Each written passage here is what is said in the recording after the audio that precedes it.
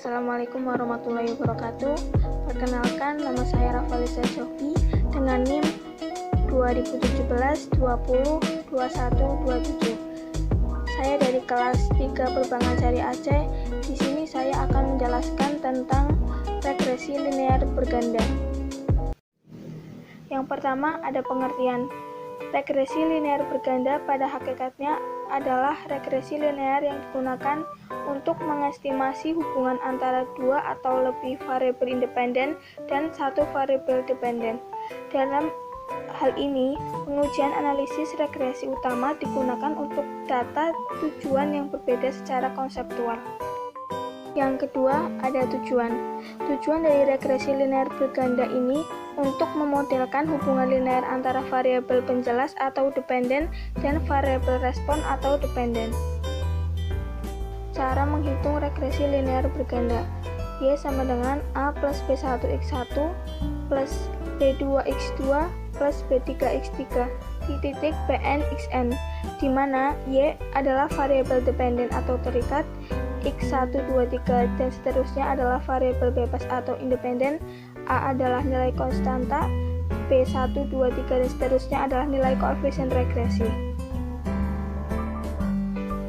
Analisis uji regresi linear berganda menggunakan aplikasi SPSS.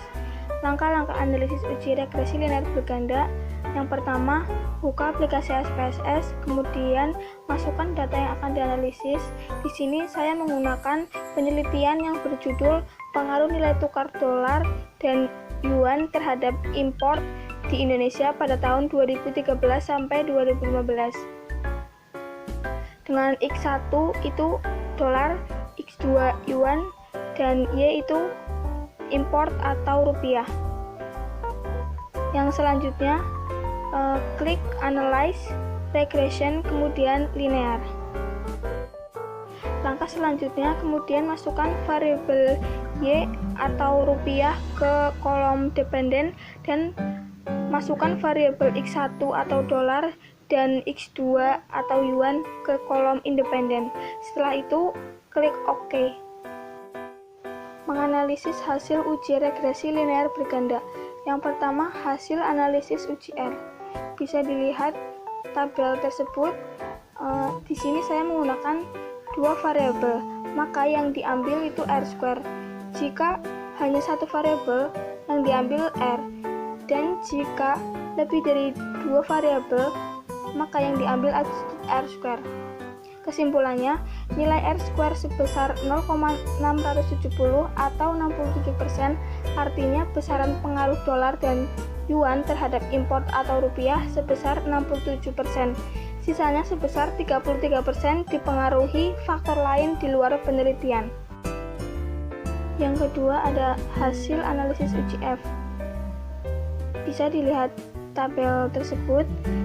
Kesimpulannya yaitu nilai F hitung sebesar 33,498 lebih besar dari nilai F tabel. F tabel itu dihitung dari DF1 sama dengan K-1, DF2 sama dengan N-K sebesar 3,28 serta nilai signifikan sebesar 0,00 itu kurang dari alfa 0,05, maka dapat disimpulkan bahwa dolar dan yuan secara bersama-sama berpengaruh terhadap import atau rupiah.